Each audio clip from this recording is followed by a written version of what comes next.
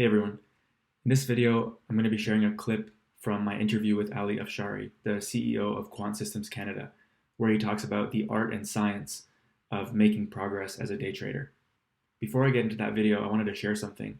When I first interviewed Ali late last year, I was so inspired by the interview that I asked him if he'd be open to starting a mentorship program. And he graciously agreed, and we got our first batch of students, and that has gone extremely well. And many of the students have made tremendous progress, and because of that, Ali is looking to take on more students for his mentorship group. So there are limited spots available, and there are some prerequisites for traders joining this mentorship program.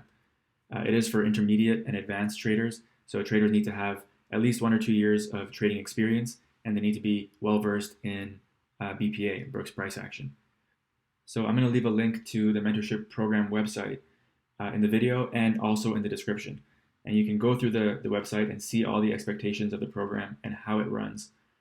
And if you're interested, you can sign up for the waitlist. If you sign up for the waitlist, you'll get an email from Quant Systems Canada within a day or two, and it'll walk you through the next steps for how to get into the mentorship program. So for any of you who are interested, it's a really great opportunity, and Ali is an amazing mentor, so I think you'll find a lot of value in it. Also, if you want to just get a taste of what it's like, Ali does have individual months recorded, so you can sample those months and see if it suits you. If you scroll down to the bottom of the page, there's a section titled Recordings of Past Sessions.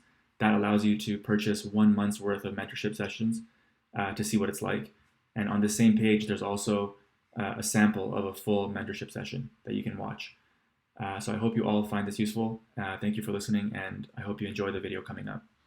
So the amount of knowledge that you need to have for day trading is far smaller than any other scientific field, right? Which means trading is not science, it's mostly art. So there are other things that you have to work on. But your knowledge is limited. So what happens with learning is that you have this relatively small amount of knowledge that needs an art-like experience to implement in a high-quality way, okay? So you start from this point. Now you have all the knowledge. Let's say you sat down and like me, locked yourself in a room and studied like mad all day. And now you have this knowledge, but you don't have that art-like experience. So you start from this point and start to build experience, but you rotate around this core knowledge all the same material over and over. Yeah. So you repeat everything that you know, but every time that you implement, you gain that experience in small amounts, but that spiral gets now bigger and goes up.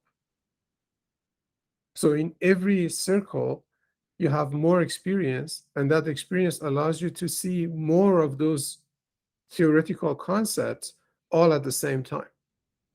I'm pretty sure that everybody have experienced this, that you look at the chart or you're involved in day trading, and then at the end of the day, you sit there and look at the chart and say, gosh, I didn't saw that. There was a gap there. There was a breakout there. There was a failure there. This happened, that happened. I missed all of that. So why does that happen? The reason is your experience is not enough at that point to give you full command or full perspective of everything, all the theory that you know. Because your mind has to actively think about it. Right.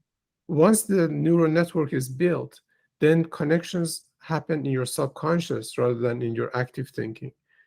And that makes seeing a lot of things possible at the same time effortlessly with a very short amount of time. So your eye becomes fast. As soon as you look at the chart, you see everything in a glance. And that is not present. So you need those cycles of repetition to take that relatively small amount of knowledge into and distribute it and enhance it with experience in the neural network that you're building in your mind, and take it down from the active level of thinking to subconscious level. So that once you see something, it's immediate. You know what's going on, and there is no further analysis required. Things happen without you knowing. Hmm. That's what you said. Like, you see something and you cannot fully explain it, but you know that what the correct action is after you see it. That's because at that point you have moved your knowledge from your active mind to your subconscious, and it's now fully integrated in that neural network that has the highest capacity for data processing in your brain. Hmm. And as you move through the cycles, is it an active process of constantly revisiting that core base of knowledge? Yes. Or is it you start here and then you just gain experience and trade and trade and trade No. and it happens automatically? Or do you have to keep diving back into that core base of knowledge? I think you have to go back to it long enough for you to effortlessly remember all the theory. Hmm. Like, put a chart in front of you, okay? A 5-minute chart of S&P, for instance, and start talking and record your voice. You have to tell the story of this chart from bar one to the end of the day. Hmm. If it takes less than 3 hours to talk about all of it, you're probably missing something. True. All right. But if you can talk without stopping, like, this is what happened here, this is what happened there, especially if you can mask the chart and just talk about the last bar Right. and talk about the possibilities of the next bar without seeing that bar, Hmm. then you're probably going to extend that conversation to well over 4 hours. That's the amount of information content in 81 bars intraday. Hmm. So at any point, if you hesitate or you see that there's something that you missed or you don't know, you have to go back and take a look at the material, study that section, learn it actively.